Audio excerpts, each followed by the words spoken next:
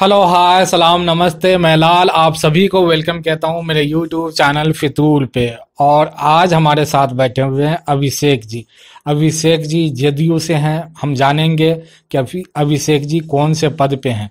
तो मैं आपको माइक थमाता हूं और मैं आपसे जानना चाहूँगा कि आपका परिचय और आप फिलहाल जदयू के लिए क्या क्या कर रहे हैं। सबसे पहले तो आपके पूरे टीम को और आपको हार्दिक बधाई और शुभकामनाएं कि आपकी चैनल आगे बढ़े, आगे प्रोग्रेस करे। और आपको आपके प्रति मैं आभार प्रकट करता हूं कि आपने मुझे यहाँ पे बुलाया। जहाँ तक कि आपने मेरा परिचय पूछा है तो मेरा परिचय इस प्रकार है। मेरा नाम अभिषेक कुमार झा है और मैं युवा जनता दल यूनाइटेड दरभंगा का जिला उपाध्यक्ष और जिला मीडिया प्रभारी हूं। और साथ ही मेरा गृह विधानसभा बेनीपट्टी पड़ता है, इसीलिए पार्टी ने मुझे दायित्व दिया है, अतिरिक्त बेनीपट्टी विधानसभा के मीडिया सेल का इंचार्ज बनाया है और जिला जनता दल यूनाइटेड मधुबनी में जिला कार्यकारिणी में हमें जगह दिया गया है। जी,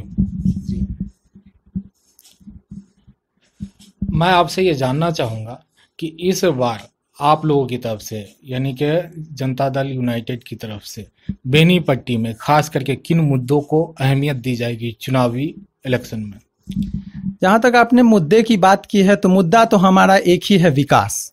विकास के मुद्दे के तहत ही हम लोग किसी भी विधानसभा में पूरे बिहार के विधानसभा में हम लोग जाएंगे और वहाँ जीत दर्ज करेंगे। विकास में जैसे कि छोटी छोटी उद्योग हुआ, कुटीर धंधे हुए, इंडस्ट्री, जैसे कि कॉलेज, शिक्षा, स्वास्थ्य, इन सब मुद्दों को लेकर के हम लोग क्षेत्र की जनता के पास जाएंगे और हम लोग वहाँ से जीत दर्ज करेंगे। तो मैं ये जानना चाहता हूँ कि पिछले 15 साल का जो नीतीश जी का काम रहा है और फिर आप दोबारा जाएंगे और फिर कहेंगे कि हम विकास करेंगे, तो क्या लगता है कि जनता इस बार विकास वाला जो शब्द है उसे फिर से अपनाएगी? देखिए, जैसे कि 15 सालों में जो विकास का रफ्तार बढ़ा है उसमें ज़रूर हमको उम्मीद ही नहीं, पूरा विश्वास है कि जनता हमें पूरा समर्थन देगी। क्योंकि जो 15 साल पहले जिन्होंने यहाँ पे जिनका सरकार था, जो सरकार में थे, उन्होंने जो बिहार को जिस गहरी खाई में ढकेलने का काम किया है, उन्होंने वो 15 साल में 7-8 साल 10 साल तो लग गए उनको पाटने में, गहराई को पाटने में। जैसे कि पूरा रोड वगैरह सब बनाया गया। उसके बाद 5-7 सालों से विकास का रफ्तार बढ़ा है। आगे भी ऐसा विश्वास है हमें कि आगे भी विकास का रफ्तार और भी आगे बढ़ेगा, हमें अगर आगे मौका दिया जाएगा तो। यहाँ जो मैं कुछ ग्रामीणों से मिला, उनका ये कहना था कि नीतीश जी ने तो पिछले 5 साल में जो शुरुआत वाला 5 साल था बहुत अच्छा काम किए, लेकिन इस बार का जो 5 साल वाला कार्यकाल है उसमें शिक्षा का बहुत बुरा हाल है। इस पे आप क्या कहेंगे?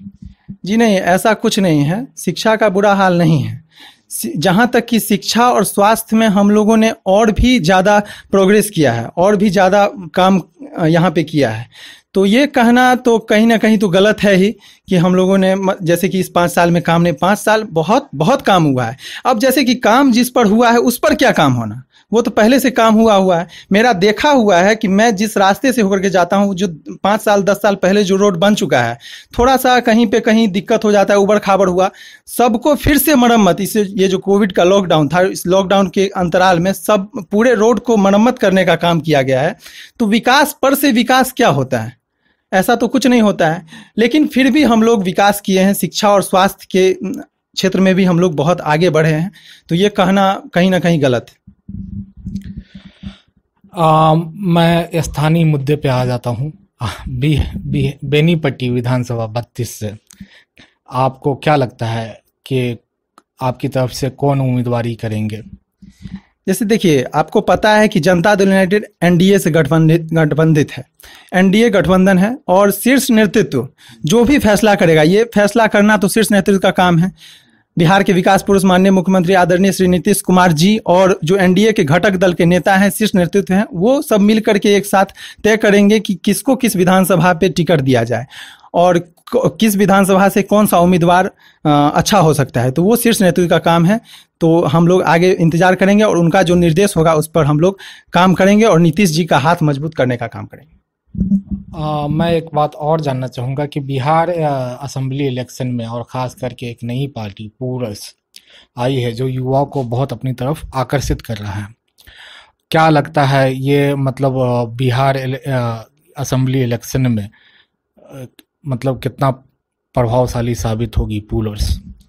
जी, ये कुछ प्रभावशाली नहीं होगी, ये तो जीरो के बराबर होगा, क्योंकि ये बिल्कुल हास्यास्पद बात है कि कोई भी आकर के बोलता है कि मैं मुख्यमंत्री पद का उम्मीदवार हूं और मैं फलाना पद का उम्मीदवार हूं। हाँ, ये लोकतंत्र है, सबको अपनी उम्मीदवारी पेश करनी चाहिए और पेश करने की इजाज़त है, लेकिन अगर आप ही सोचिए ना कि ना किसी को कुछ बिहार के बारे में समझ है, ना बिहार में वो रही हैं, और वो बिहार में वो बोलती हैं कि मुझे सब पता है, मुझे इन मुद्दों को पता है, इन मुद्दों के बारे में पता है।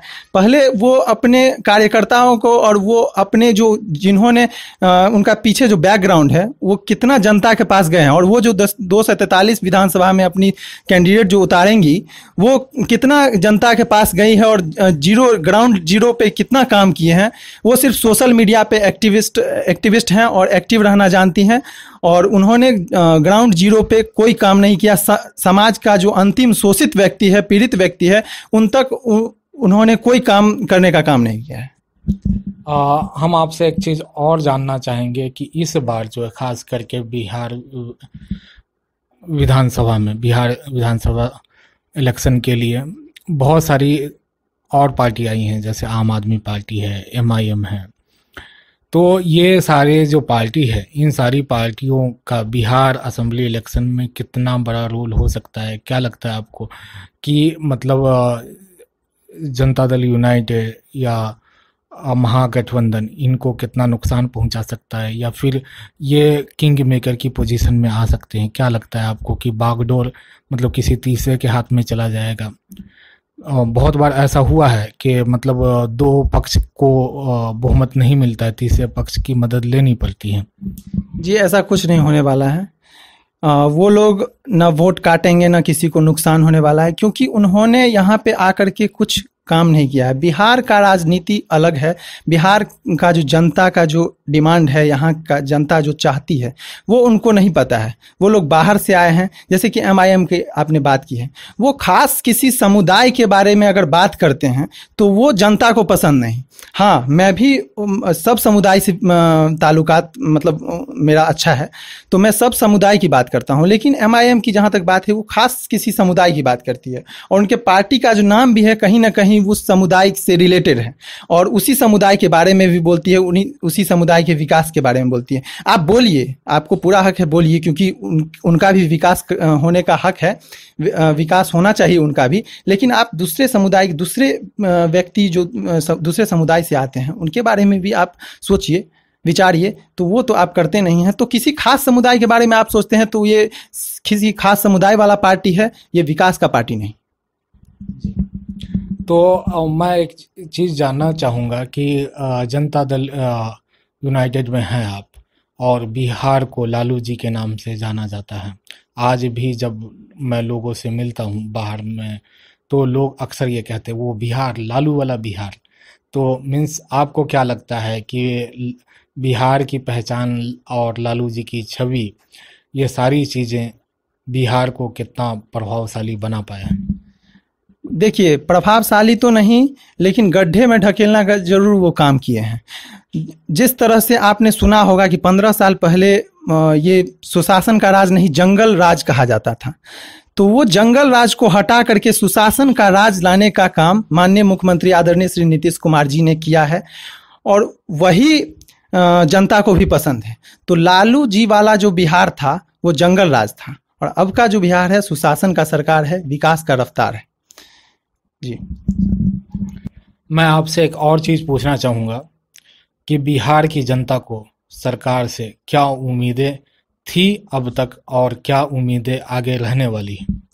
जी, बिहार की जनता को तो उम्मीदें बहुत थी, और उस पर बहुत सारा काम तो हुआ ही है, और आगे भी अगर उम्मीद है तो हम लोग, पूरा विश्वास है हमें कि हम लोग उस उम्मीद पर खड़ा उतरेंगे अगर आगे हमें मौका दिया जाएगा। जैसे कि इससे पहले भी मैंने बोला कि खास समुदाय के बारे में उन्होंने बात किया था, लेकिन एक बात आप ये भी समझ लीजिए कि नीतीश बाबू ने जितना माइनॉरिटी के लिए किया है, वो माइनॉरिटी को सोचना चाहिए।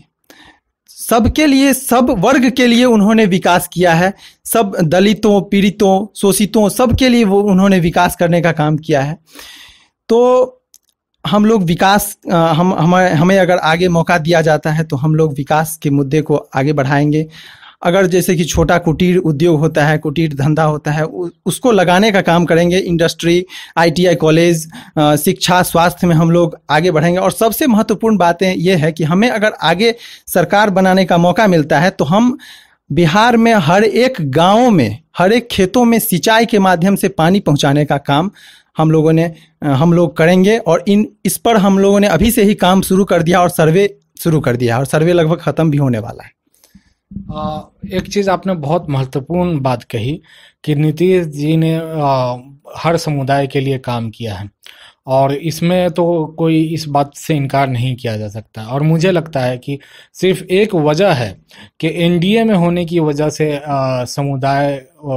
कई समुदाय नाराज है। आप इसके बारे में कुछ कहेंगे? जी, ऐसा कुछ भी नहीं है। NDA होने से कई अगर लोग नाराज हैं तो ये गलत बात है। नाराज उनको नहीं होना चाहिए, क्योंकि बिहार के नेता JDU के राष्ट्रीय अध्यक्ष माननीय मुख्यमंत्री आदरणीय श्री नीतीश कुमार जी हैं। NDA के नेता भी वही हैं, और उन्होंने जो पीछे भी विकास किया है वो आगे भी उसी को जारी रखने वाले हैं। जी, अभिषेक जी का कहना है कि जो नीतीश जी हैं, अगर वो मुख्यमंत्री पद पे रहें तो वो बिहार के मुख्यमंत्री रहेंगे, और NDA का उतना प्रभाव नहीं रहेगा, NDA गठबंधन का उतना प्रभाव नहीं रहेगा। जो भी फैसले रहेंगे उनके माइंड से रहेंगे और उनके दिल से रहेंगे, नीतीश जी के दिल से रहेंगे। दबाव में फैसला नहीं लेंगे। आप ऐसा कह रहे थे? जी, ऐसा कुछ नहीं है, दबाव में फैसला तो नहीं है। यहाँ के नेता माननीय मुख्यमंत्री आदरणीय श्री नीतीश कुमार जी हैं, और वो अपने हिसाब से जो फैसले लेते हैं, जो शीर्ष नेतृत्व तय करता है वही फैसला होता है।